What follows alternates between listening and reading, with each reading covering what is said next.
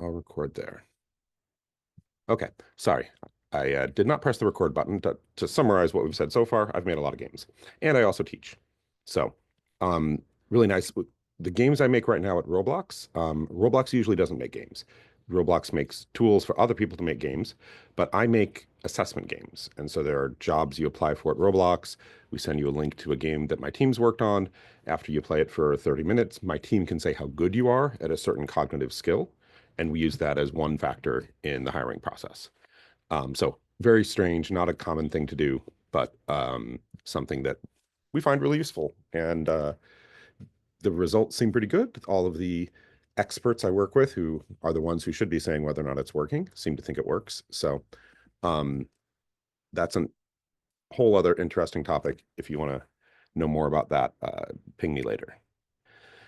But today I just want to talk about games overall. So just to establish some of the sort of starting points, sort of the ground rules here, games are big. Games are a big industry. Games are a place where a lot of people go to have some fun and some entertainment, and they're willing to pay money for that.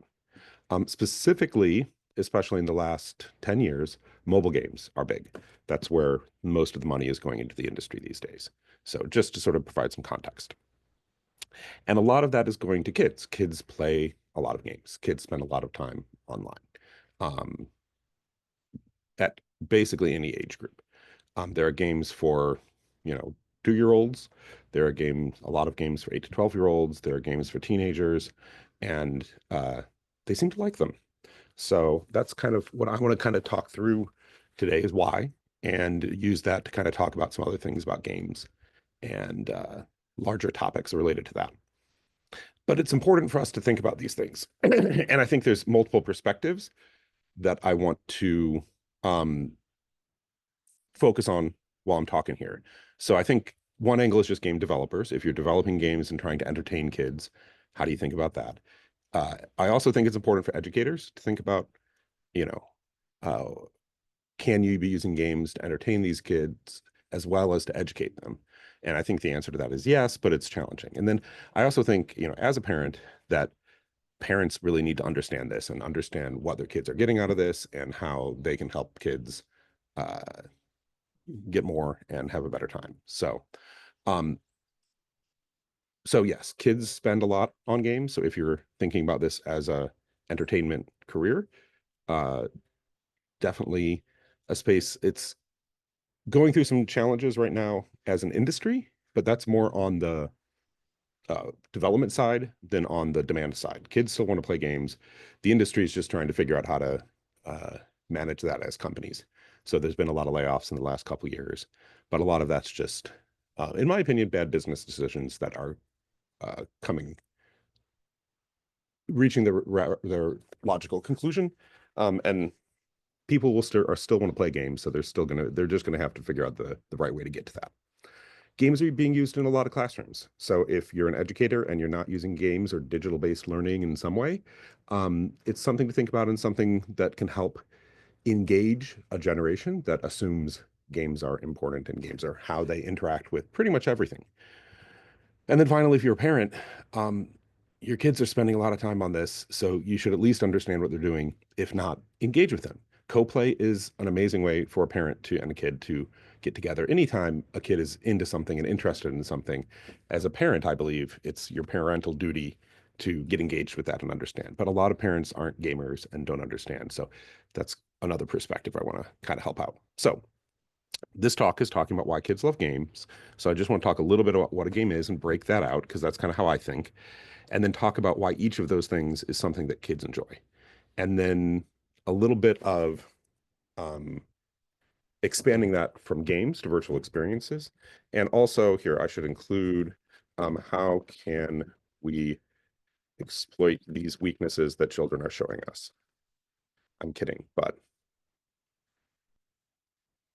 um, as educators, as industry folk, how can we um, take our understanding of kids and use that to uh, make things that they like? And then finally, as I'm going through, I'm going to try to do too much here. That's how I do things. I'm going to also show you how to do all this in Roblox. So I work at Roblox, so I have a little bit of a bias there, but it's a really good tool and a really good engine for really quickly generating things. And I'm going to demonstrate that today. So a couple of caveats. First, I'm not going to talk about fun that much. I'm going to talk about a lot of other things kids like about games, but the word fun is a really hard word to define, and so it's a hard word to talk about in a strict construct. I think games always are trying to be fun, but it becomes kind of a circular definition. Like if most definitions of fun include something about how people like it, and saying that people like it because they like it isn't saying much. So I'm not going to use that word too much, but at least in a formal sense.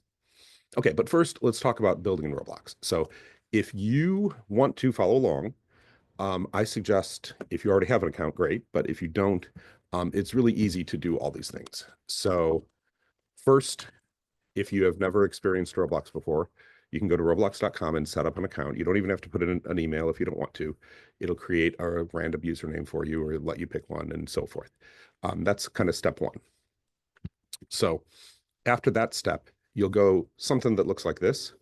That is the main, where do I have it? Oh no, that's not the right page. I've got it up here, but this screen has it too. You'll go to a place like this where you can go play things and experience things, but you can also press this button here that says create, and that's going to have you download the editor. That is how you make the games. While you're here, you might also want to add an email if you want to retain this account, but if you're just doing this for today, don't worry about it.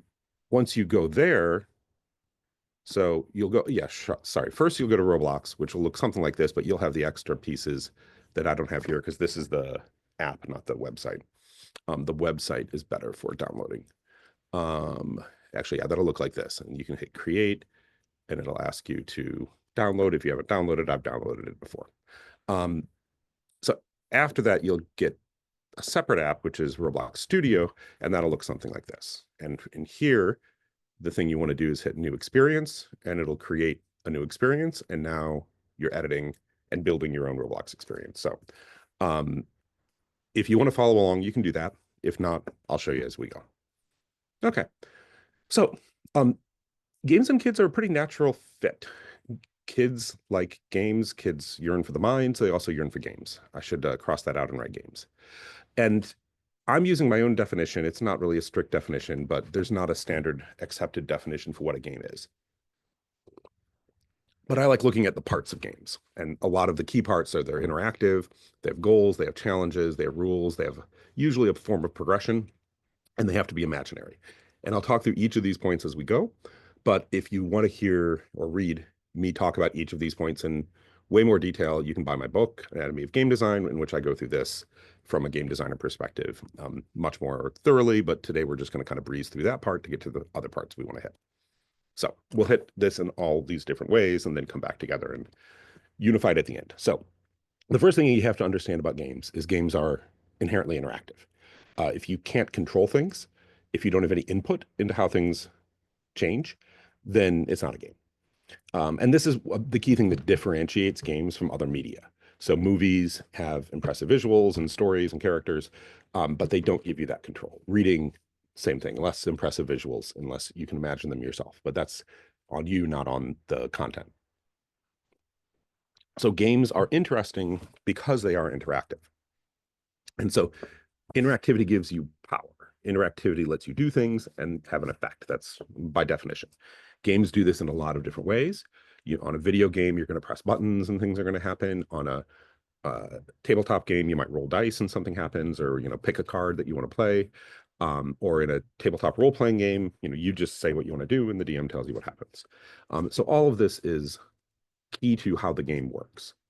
And this allows all sorts of crazy things. You can use this to have heroic power and be, this power fantasy massive combat character, but you can also use power to build things. You can use power to manage economic systems, and even some like visual novels are an interesting example in that they give you a very limited form of interactivity where you control sort of the pace of things and move forward, but it still feels like you have influence. So even very limited forms of power can feel really meaningful to the player. So it's something that's important as a game designer to really think about. And for a kid, this is really important because one of the themes of this talk is going to be that being a kid sucks. Kids have a lot of limitations placed on them. They don't have a lot of control over things. They don't have a lot of power. And one of the reasons they flock to games and really anything interactive is, in the world of the game, they can be really powerful. They can have control, they can manage everything themselves, and no one is telling them what to do. Well, the game is kind of telling them what to do, but in a way they enjoy. We'll talk about that in a minute. And this is, you can find research on this. These aren't really great peer review research, but the peer review research doesn't have funny faces on it. So for a visual talk, I'm going to stick to the funny faces.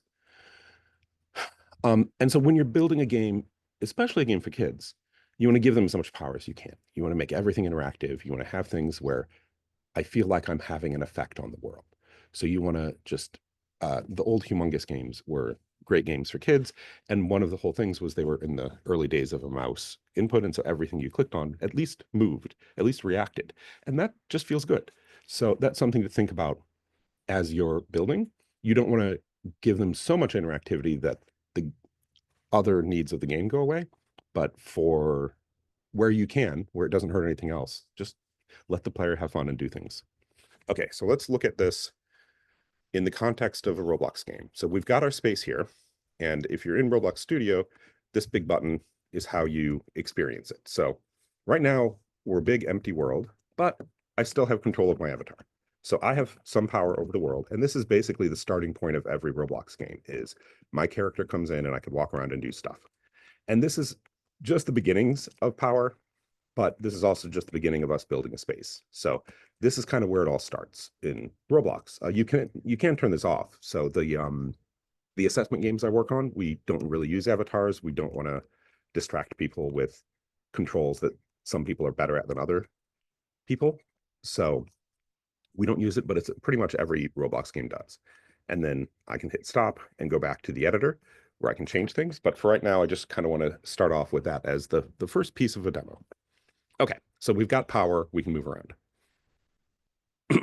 Interactivity also means you have the freedom to do things. You have the freedom to take your power and do what you want with it. But games don't give you unlimited power. Unlimited power isn't that interesting, as we'll talk about in a minute. If you have no challenge, you're not going to have as much fun.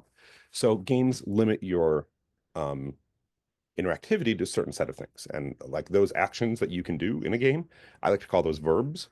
And they help you understand the difference between different games. So a lot of games have you move around, and that's kind of where Roblox starts. But other games will have you, buying and selling things, or playing cards to do things, or fighting. Combat is pretty common. So like if you're in a shooter, that's all you can really do in a world. You can't give people hugs, but you can run around and shoot them.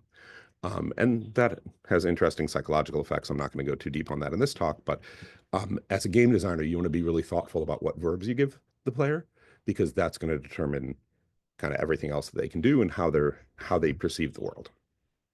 But the goal here is not to unduly limit the player. What you want to do is kind of set some boundaries in the world where these are the things I want you to focus on, because that's what this game is about. And then within those walls, give the player a lot of freedom. So give them freedom, but give them the freedom that makes your game your game. And it is lets them play with the things you want to play with. And some games really take that further and give you wide-ranging freedom along a lot of things. But that's harder to do. So there's a lot of games that are less free. Okay.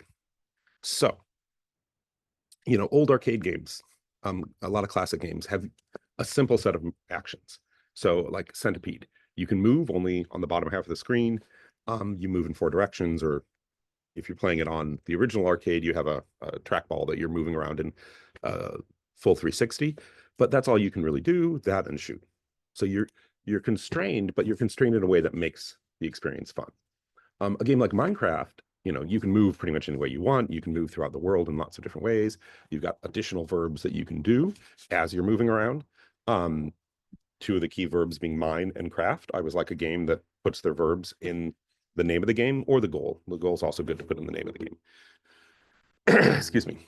And then those add up to a lot of different things. So in a game like Minecraft, you have the freedom to do a lot. In Centipede, you have a limited set of freedom, but in a game like Minecraft, you really can go do whatever you want. And freedom can also express in other ways. Oh, and then you can take those pieces and that freedom and use it to people do all sorts of crazy things in Minecraft. There's from these very simple, set of actions, they can turn and create all these crazy things. But freedom can also mean other things. So, like in Roblox, your freedom, a lot of your freedom in at least base level Roblox, individual games will have their own answers, but everything in Roblox is tied together through the freedom of your avatar. Your avatar is for you to set up and you to express and you to do whatever you want with. And this again can similar to how people can build whatever they want in Minecraft, people in Roblox build a bunch of crazy things as their avatar. And that's just a freedom that I think kids especially resonate with, is a freedom of personal expression. So I can say who I am and announce things that I think are important through my avatar creation. So for a kid, yeah, this is really important because a lot of the world of a kid is not free. Kids are confined and limited and have to follow orders of parents and educators and other people. So a lot of kids' entertainment focuses around freedom as a theme that uh, works really well at this age. So in your game, um, the more freedom you can give, the better. But understand that if you're putting this in a classroom, that can be a challenge. Um, when you're doing an educational game, you want the player to focus on a certain thing. And so you do want to have those walls around what the player is doing. You don't want them to wander off and have a completely different experience than the educational goals that you have. But games can do that. Games are really about a good game is going to give you a focus and then let you play with it. And good education, in my mind, also does that. It gives you a focus and lets you play with it. In my mind, play is necessary for learning, necessary for games. It's something that really, I think, connects the two, that our traditional modern education system does not fully embrace, but I'm confident and optimistic that going forward, that connection between play and fun and games and learning and education is all going to come together. So that's my moment of optimism in a talk on other things. So here, let's do a little bit of that in our game. So I'm going to start, oops, wrong button. I'm going to start, the Roblox has this nice terrain editor that allows you to very quickly set some options and generate a world. So let's do that because that gives us something to work with. Oh, there, it's coming in still. And so now I've got a grassy plain and some hills in the distance, and I've got a world to play with. I'm not going to do a full tutorial on everything in Roblox Studio, so all the like moving around and editing things that I'm doing are things that, trust me, are not that hard. Kids can do this. It's basically you've got a world here that in this case it generated, that's over here, the terrain, but you've also got objects like the base plate that the character starts on that are in that world. Oh wait, no, I'm moving the world here, I think. I don't know. Sometimes I move the wrong thing. Why is that moving the whole world? Anyway, but basically you've got objects in a world and you can always go and hit play and start moving around in that world. So generating something that is, playable is easy and quick in here. If I want to, I can also then start adding some boundaries here. So I can add parts, I can add blocks, I can, whoops, build some walls and, oops, no, wrong one, this one. I was building theoretical walls there, not real walls. This is the one that I actually made. Here I can make it a little bigger, stretch it out. I can make a copy of it, drag that copy over here, so on and so forth. So things like this are pretty, like I say, I should emphasize too, I'm a game designer. So I am not usually the person who makes everything work. I'm not a programmer. I'm not an artist. I'm the person who focuses on the fun. So I'm usually working in spreadsheets and design documents, not necessarily in building things in 3D or writing code for them in 3D for the worlds. So if I do some stupid things here and am not terribly impressive, especially at the coding parts, forgive me. Okay, so I slapped some walls in there. Let's hit play really quick. And oh, they all fall down and they fell on my head. And that's something that happens when you're making things, is things will go wrong. And that's perfectly normal. And I believe in a very iterative process, so I'm okay with that. So let me select this. I think I know what's wrong here. I think my parts need to be locked. Yeah. And that'll just make it so that physics doesn't do anything to them. So, no, that wasn't enough. What's the other button? Anchored. Yeah, that's okay. Locked and anchored sounds like the same thing. So, um, part anchored, part anchored, part anchored, part anchored. Okay. Now I'm confident nothing could possibly go wrong. Okay, so now I've got a world with walls. I've got freedom and constraints, both of the things that I love. I left some edges here so I can sneak out if I want to, but we're starting on building things. Oh, and while we're building things, one of the nice things about Roblox, even compared to other editors, is once I've got something I'm happy with, taking it and putting it up on Roblox is ridiculously easy, especially if you know how to spell.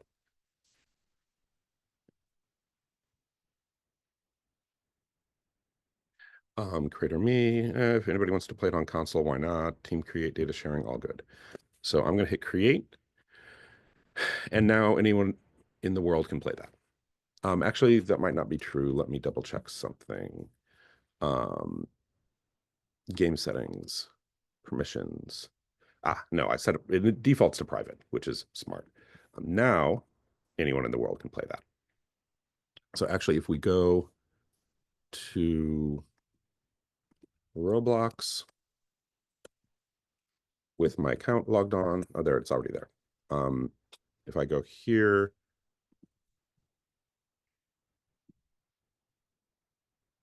oh, I'm in the Creator Hub. That's why. Never mind. I want to be in the main Roblox. That's why. There we go. That's better. If I go to my account, I can go to my creations, look at these, go here, and then if anybody wants to play the beautiful game that I just made, that is definitely going to be one of the top games of the year. Let me figure out where I share this. Oh, there's the chat. Okay. Sorry, too many buttons on my screen, as I think you can see. So if you want to join in and you have a Roblox account, you can jump in there. But let me go back to my Zoom. Where's my Zoom window?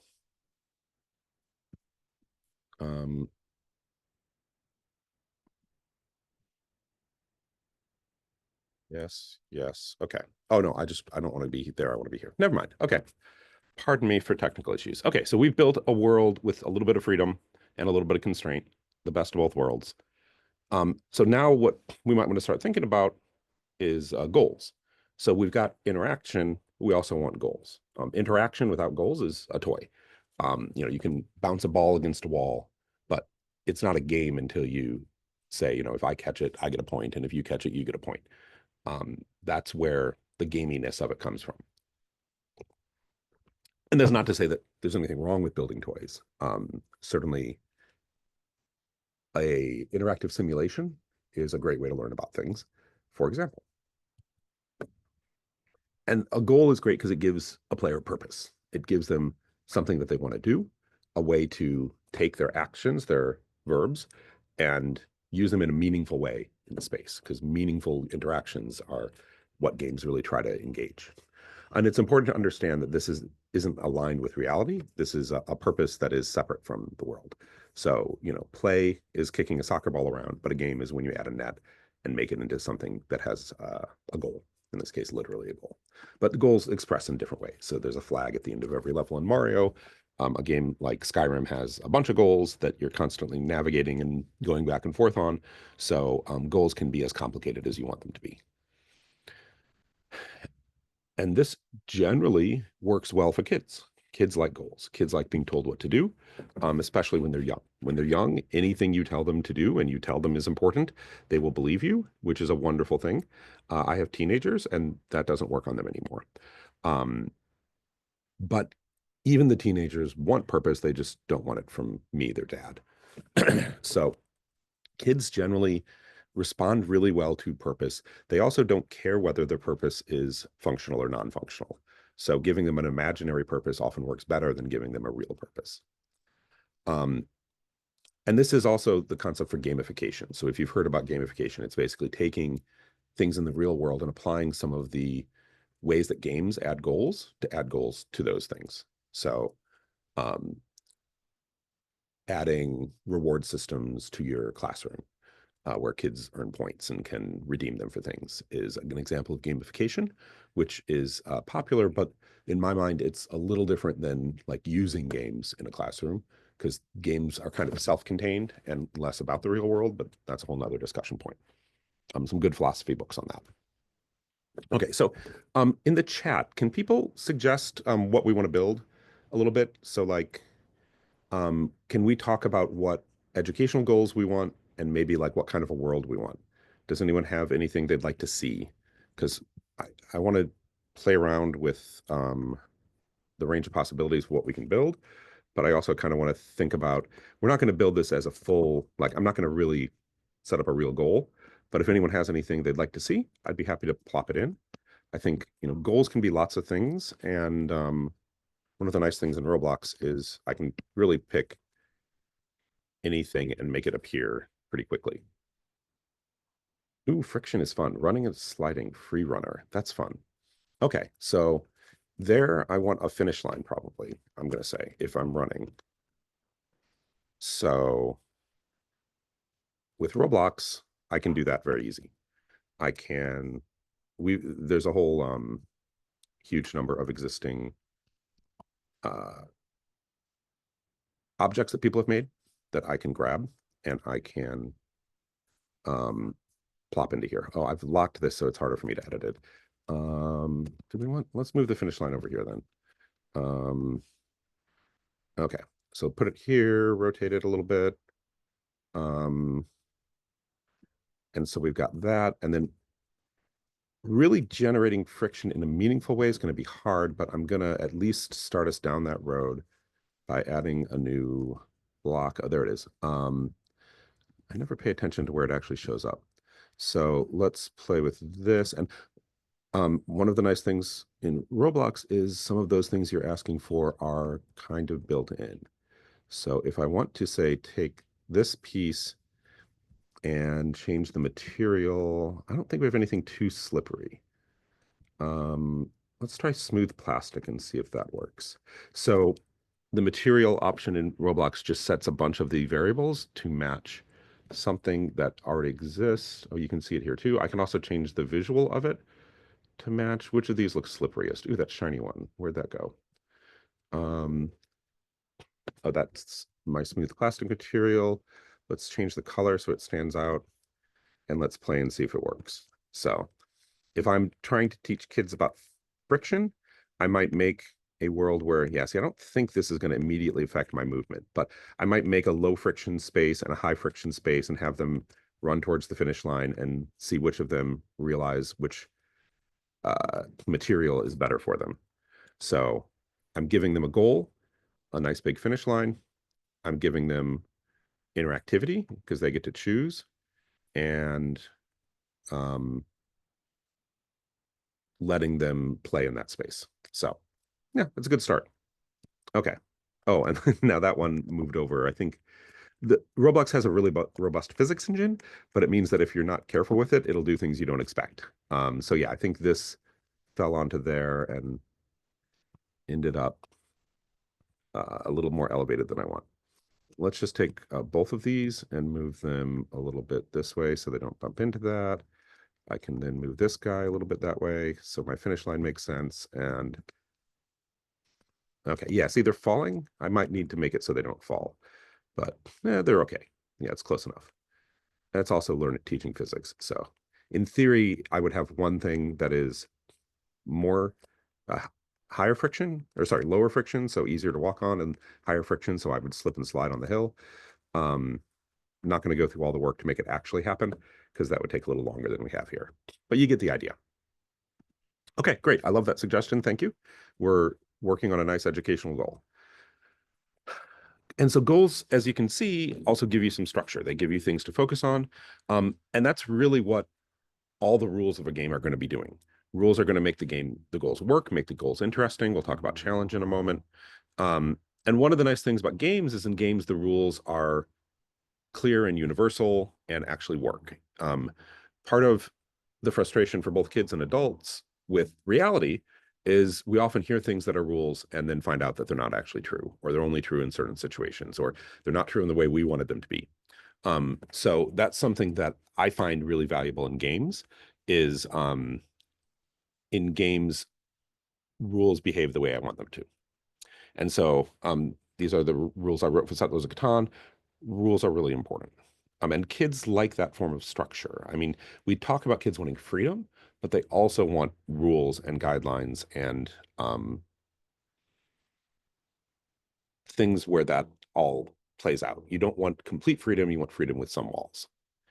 And so rules will create challenges, they'll create goals, they'll create all the things that you need in games. And in games, they don't have to conform to the rest of reality. You can make arbitrary rules. If I tell you that this is worth a point, it doesn't seem weird. That's in the context of a game, that is perfectly normal. So if we want, yeah, we're going to start talking about challenges. If we want to take our friction world and add a few more rules, we can add things where, you want to get to the finish line. We can add things where the start is controlled. I'm trying to think of another good rule to add here. Yeah, so I like carrying something is an interesting idea that I think adds some fun to um, the physics that we're talking about. So let's add a few things that you have to carry. I like that. Um, I'm an old school cartoon person, so I want an anvil that you can carry. Um, maybe there's balloons if we're thinking about things with different physical properties. Um, and let's add crate. I'm a gamer. I love crates. Um, so we can add these things, and then we can add a rule that says in order to win, you have to pick them up and you get more points if you carry the heavy thing across.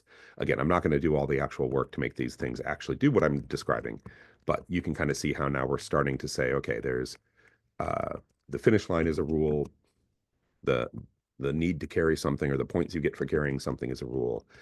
Rules are giving us interactivity and gameplay. And I'm just gonna see if I can. Oh no, where'd that go? Oh, there it is. There's a random block I just want to get rid of because it's bugging me. Okay. Um, so yeah, we're starting down our rules and building structure and building logic that the player can play with. And so, like I was talking, if you just have verbs and goals, um, it's not terribly interesting. It might be a fun toy, but it's not going to be an interesting game because it's either going to be too easy or it's going to be impossible. And that's just not as fun. Um, Games want uncertainty. They want you to have, and I got a diagram for this in a moment, but they want uncertainty that comes from a challenge like enemies or resources or puzzles, or a lot of games, the other players are really the core of the challenge. And that's where you get uncertainty because it's really hard to predict what other people are going to do. Humans are weird.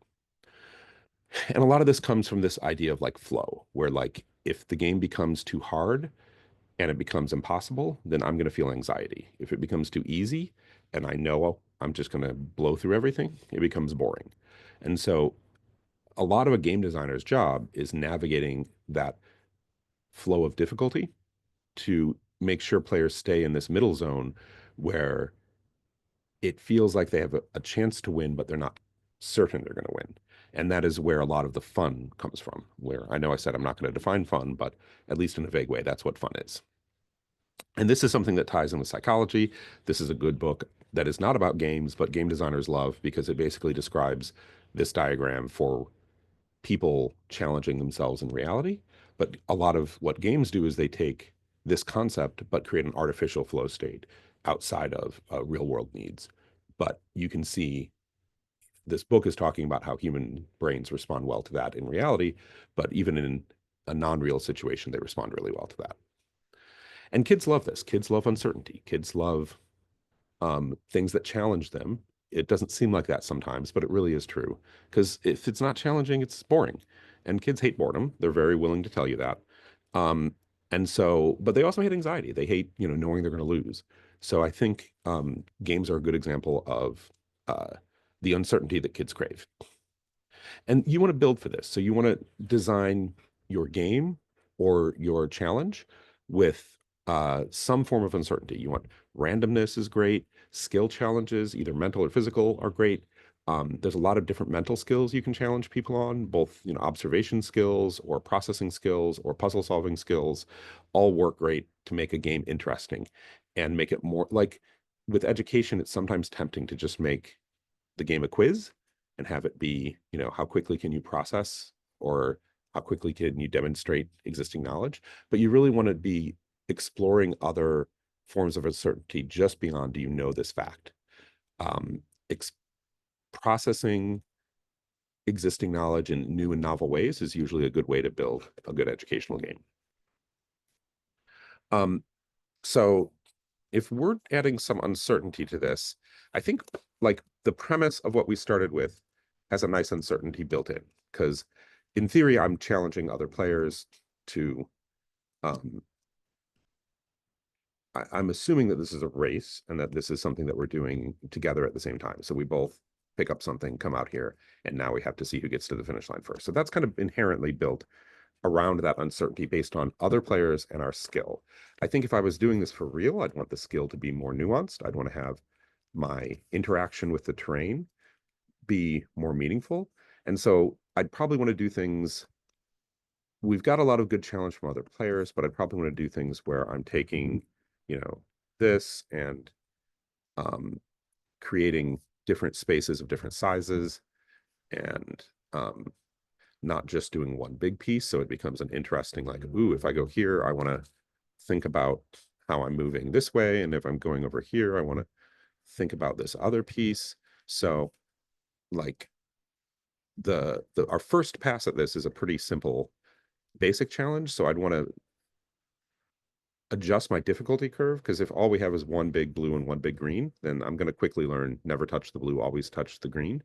But if it's a challenge that is more varied, then I think it's going to be more interesting. So that's the sort of thing I'd play with. Um, and again, not really going to do this for real, but I'd start playing with that. And I'm curious how much the physics is going to mess me up now that I added more of those. No, it looks like it's doing okay. Um, yeah, it's not terrible, but like having the idea of like, honestly, even like it matters more when I'm going uphill versus on flat terrain would be interesting to play with. I think you could do some real good physics simulation here if you got the physics to respond to players moving on it. And another idea for this to vary both the starting conditions.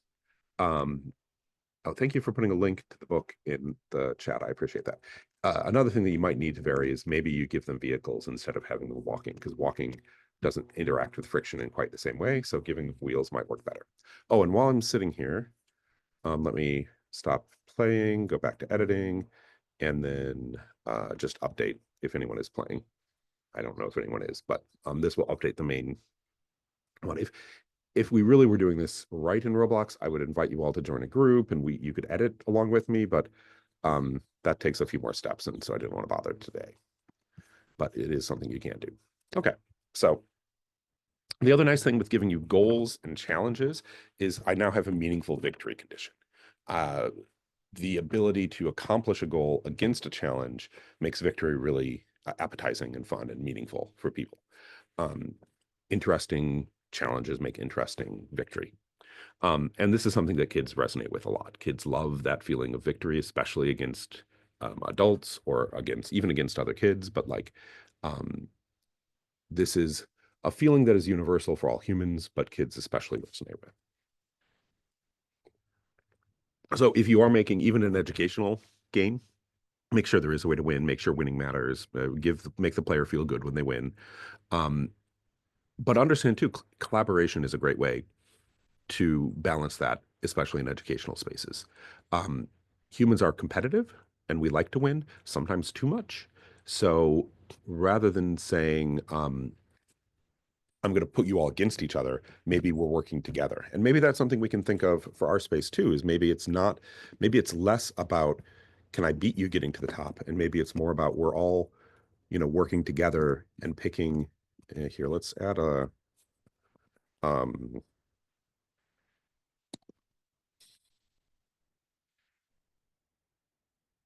like add a little vehicle, and maybe we're just trying to get the vehicle to the top and we're voting on what path to take and we're deciding together how to do that.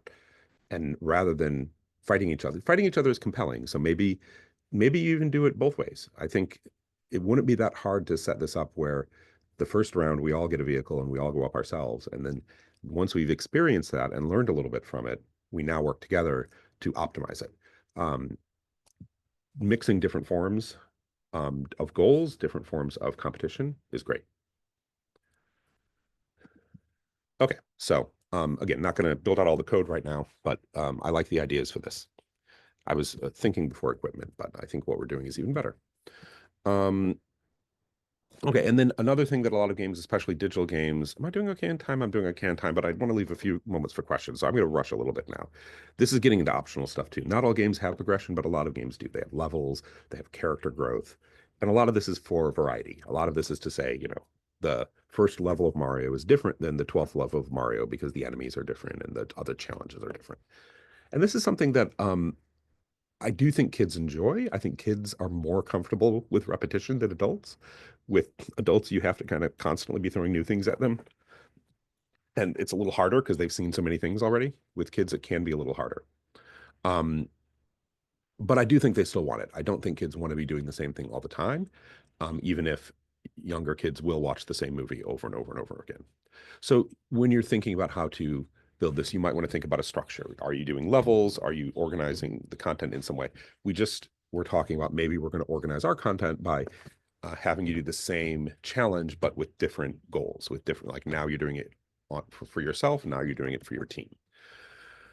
And so we kind of already built this. I could pop back, but I think we're doing good there, and I'm trying to move a little quicker too.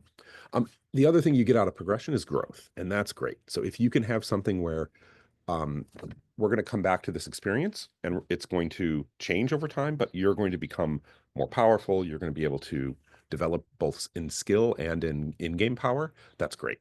And so in a learning experience like what we're talking about, we already have a few examples of that, but even saying like, okay, now we're going to add new um, abilities to the vehicle that you have. Now you have a boost button that you can use once per track, and you can decide how to go that, how to use that. And so you've already mastered the basic skills of understanding where to navigate the vehicle. Now you have to understand an additional skill that is tied in, hopefully, with a learning goal.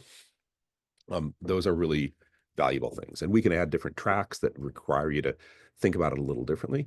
At some point, this becomes useful for assessment too, whether it's high stakes assessment like the things I build at Roblox, or even just what is it, formative assessment, where you're just trying to understand if the kids get it or not. So if you've, taken kids to um, this track and they can figure it out, now maybe we want to do, take the whole thing, um, copy it over, and just create a new track that, uh, whoops, does everything a little differently. There, that's what I want. Over here, go up a little bit, and now we'll, mix things up, move this over here a little more. Oh dear, I moved it too much. Move this over here. So just that variety is going to give you the ability to assess whether they're actually, absorbing, or if they just got lucky or mastered the details of one track, or if they actually learned the overall skill. That's the thing. I mean, with entertainment games, we argue about sometimes too, is it more fun to master a specific level, or do you just want to learn the systems and learn information that skills that can apply to any possible level? And different games answer that question differently. But I think for us, we'd want to do things to track that, you know, you didn't just learn one thing, you learned the system and understand friction, not just that you understand this map, but you understand friction. So that's, I think, something that we'd want to do that would be useful. Okay. So let's go back here before I get too far in time. Kids love growth. That's really like the story of childhood is growing and becoming, gaining more power and more freedom. Um, Aspirational is really good too. If you can give them something that feels like what older kids do or what adults do, um, that's really handy. So we did that. And the final piece about games is games are imaginary. If you're doing something and it's real, even if it has rules and goals and actions or verbs and challenges and all those things, like an election has things you can do, actions you can take, a goal you're trying to achieve, challenges along the way. So, like an election meets a lot of our definition for what a game is, but it's not a game, it's reality. Reality is different. Reality is rules that are uh, forced upon you, whereas games are rules that you are consenting to. You're choosing to play the game. You're not forced to because that's how the world is. And so the consensual thing is interesting, especially in an educational setting, because forcing kids to play a game can backfire. It can kind of ruin the qualities of the game that you're looking for. But a lot of kids are really willing to jump into that consensual imaginary space if you give them at least a little incentive. So it can be done. And imagination is great because it gives you story too. And story is really helpful. Giving uh, giving people narrative hooks to care about what's going on makes them a lot more engaged and have a lot more fun. And that doesn't have to be a deep story. You don't have to say, you know, I think you can do things like say that you're a race car driver and you're trying to win races, and that's enough. Like you don't need to tell the whole backstory why you became a race car driver and what your long-term goals are as a race car driver. That's great. The players will generate a lot of story. So if I tell you you're a race car driver, the story you're going to tell your friends is about, oh, I was close to winning this race and then they bumped me into the slick terrain and I slid the wrong way and I fell over and it was really funny and I felt and everyone had a good time. User generated stories are often just as good as uh, telling them a narrative ahead of time. Like you grew up this way and you wanted to be a race car driver, and then you got your chance. Like those are good stories too, but the stories that the players create can be at least as good. But to do that, you have to give the player the pieces they need. You have to give them personality, you have to give them character, you have to give them story elements, and then let them kind of build out of that. And so for us, I think, yeah, I'm not, well, here, let's do a quick uh, race car driver. Can I do a driver? No, they got cars. They don't, characters are a little less likely here. Um, but I think if we do start to theme this a little more and say, like, we are building for a specific race. When you download something on Roblox, some of them will have code. We warn you because it can have malicious code, so you want to be a little careful. Let's be careful today, but usually it's fine. Usually it works, but some percentage of the time it doesn't, so you want to be a little careful. But let's say, let's just see what comes up when we do race. Maybe there's something good we can pull just to make it feel a little more like a race. Drag lights. Sure. Let's just drag a few things that make it feel a little more like a race to make it um, immerse you in this story and narrative. And I've got my toolbox really small. I should have it bigger. Um, so a few different objects that look cool. I'll trust that one, which is probably dangerous. But yeah, anyway, we can do that for a while. It's fun. But and then the other thing that comes with this is once you have a story, then the player can generate their piece of the story. And we call that role playing usually. So give them some freedom and they will engage with a story if you give them some pieces to play with. And you know, kids love this. This is very natural for kids to be, you know, I'm cooking, I'm a chef, I'm uh adventure character, whatever. Kids love role playing. And this is something we see on Roblox a lot. So give them something to work with, and they will inject their imagination into it. You just got to give them a little room to play. So yeah, I think that's kind of what I was just doing, is adding some race car props. And then again, I'll go through this quick, but I'm talking about games, and there's a certain structure for games, but a lot of this is also true for any form of interactive experience. So if you're not focused on challenges and goals and all that, you can still do an interesting and educational interactive piece. And interactive is still good because being online is great. You have an identity. We talked a little bit about that.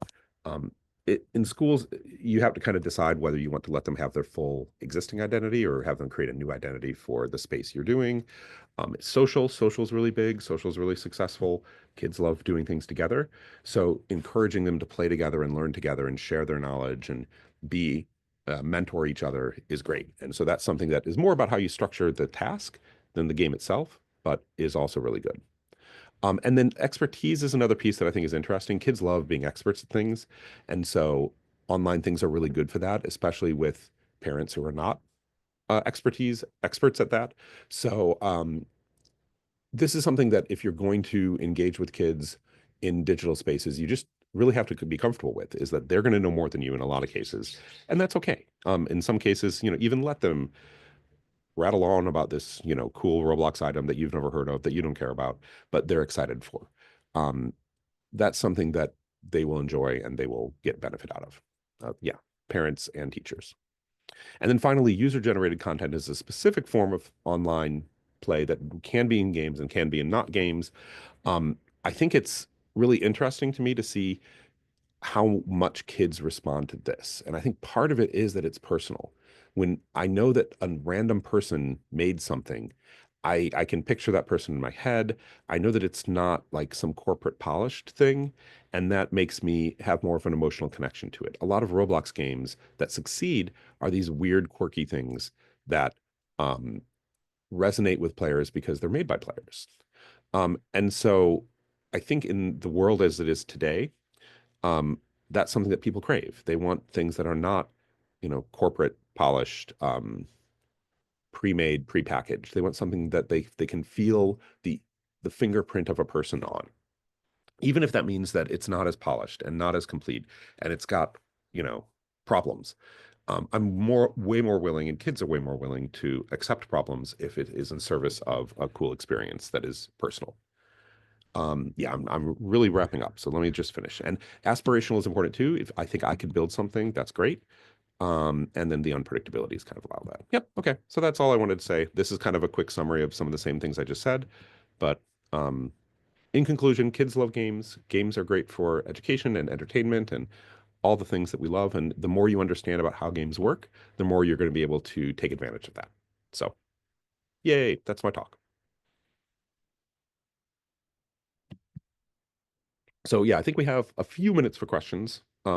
I don't know if we've been gathering them so far or if we need to gather them right now.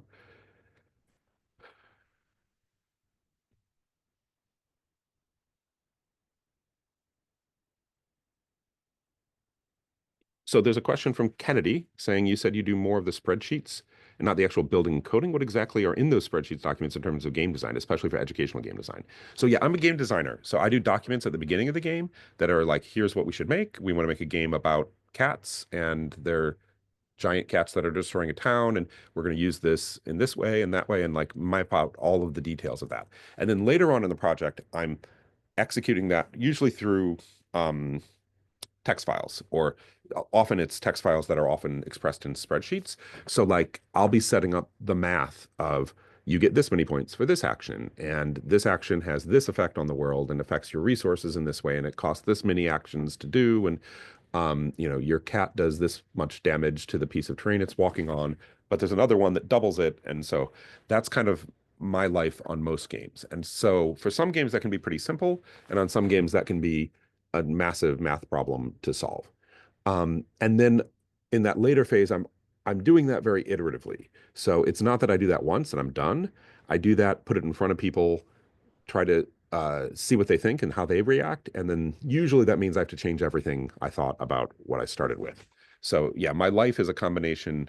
as my life as a game designer is usually a combination of early game design docs, later number manipulation that is a constant cycle of iteration as we learn more and more from watching people play. How long does it I have a question from Brandon saying, how long does it take to make a full game? That is wildly varied. So, um, I can often make a simple prototype of a game idea in a week, but that's not ready to put in front of people in a meaningful way. Usually, like the assessment games I'm working on now take us 9, 10 months. Um, a major commercial, AAA console game takes years, 3 years, 4 years. Um, a commercial mobile game is less, maybe a year, um, maybe 18 months, but it really depends on the scope of the game and the scope of the content. Like the minimum I'd say it would take to make anything meaningful is going to be, a week to get something to start working on, and then I don't know, five or so iterations at least to be able to say that it's a game. And so if you're doing it digital, it's hard to do anything in less than a couple months. And so, I mean, Roblox games are often made fairly quickly, but even most Roblox games, even the simple ones are, 6 months to start, and then maybe the more complex ones are 9 to 12 months to finish. But the other thing with a lot of games nowadays is there's never a finish. You're always making changes and adding content, and it's a live service more than it's a single product. So a lot of what I'm saying is to get to the point that you'd be comfortable asking people for money for it. Um, and that's kind of the first step for a lot of people these days. All right, more questions? Those are the questions I see. Are there?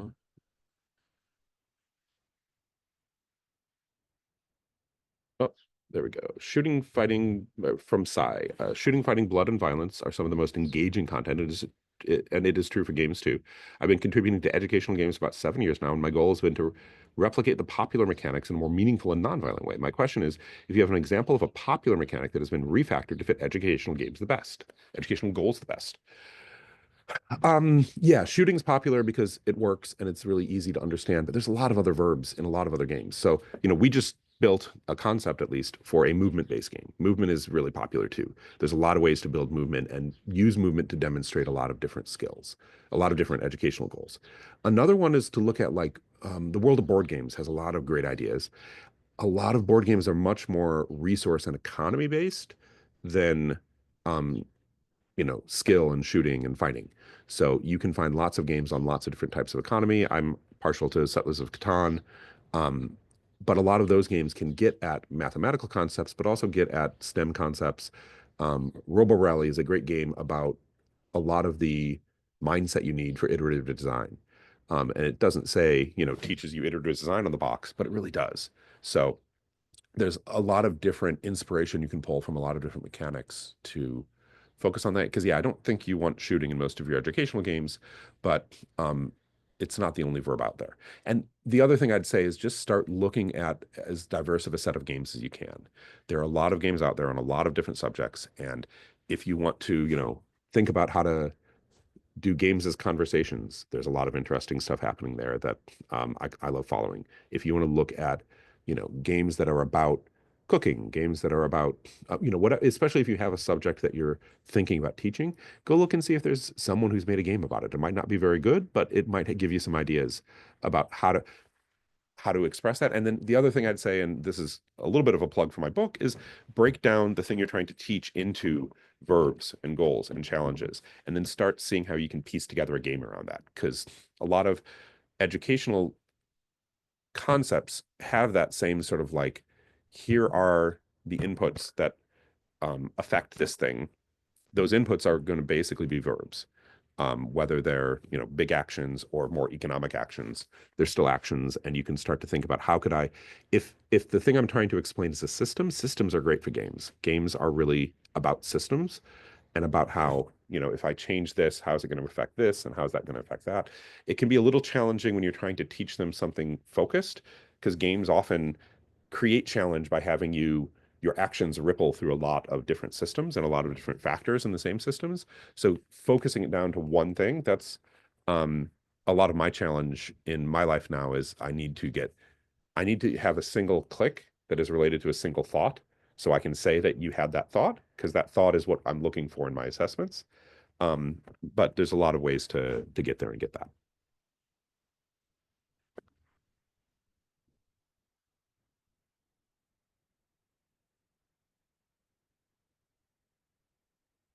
All right, more questions. Oh, more questions. Are the assessment games available for public to playtest and learn to design meaningful assessment games for other topics? Basically, no. We don't release our games. The only way to play most of the games I work on is to apply for a job at Roblox. However, the game I showed at the very beginning is our practice test that we put out so that people who are less comfortable with games can uh, get comfortable with our format and how our interface works before they come in. So it's a way for us to reduce, the bias. We don't want to have a bias for players who are used to games or players who are, traditionally more comfortable with games. So this has been helpful actually for players who want to learn about how this works and maybe they're not as much of a gamer. So this is Kaiju Cats, and this is available in Roblox. If you search Kaiju Cats, it'll just come up. And then this is one that you can play. It's not exact. This isn't an assessment we use. It doesn't score you on anything, but it gives you a feel for what our assessments are like. And if you really want to know more about the assessment games, I did a GDC talk on it a couple years ago. You can find that on YouTube.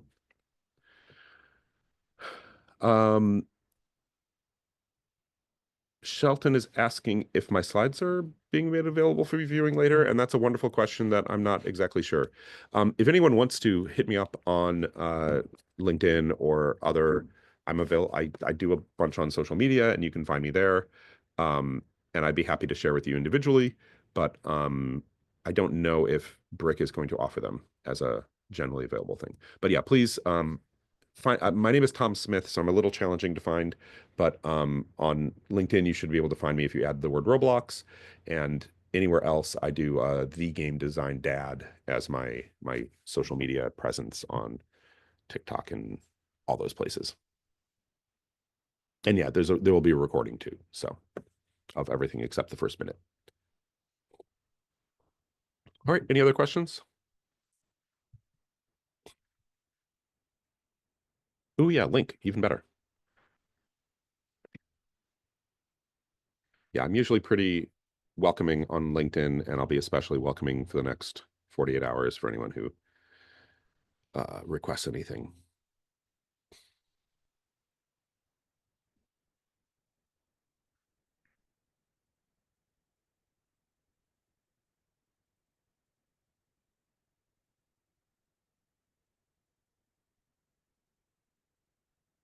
Yeah, thank you. Yeah, if there's any more questions I can answer, but we're also 6 minutes past 11, so if we're done, we're done.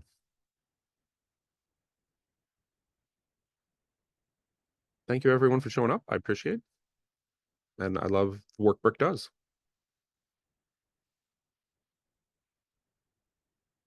Thank you. I love to hear about this having practical effects for middle school kids. That's great.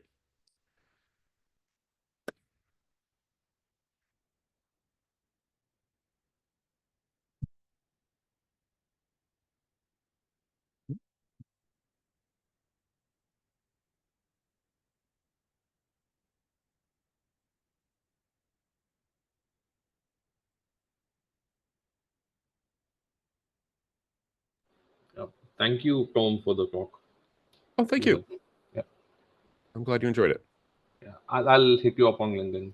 Yeah, Thank you. please. I'm happy to talk more there. Sure. Thank you.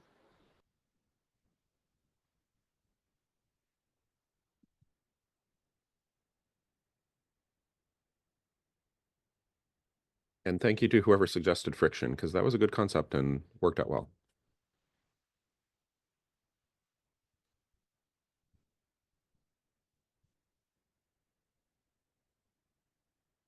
I think that was Sai. Okay. Yep.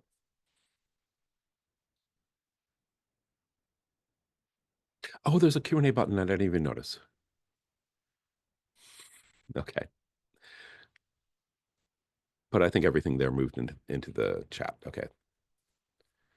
Great. I should probably stop recording. Where'd that button go?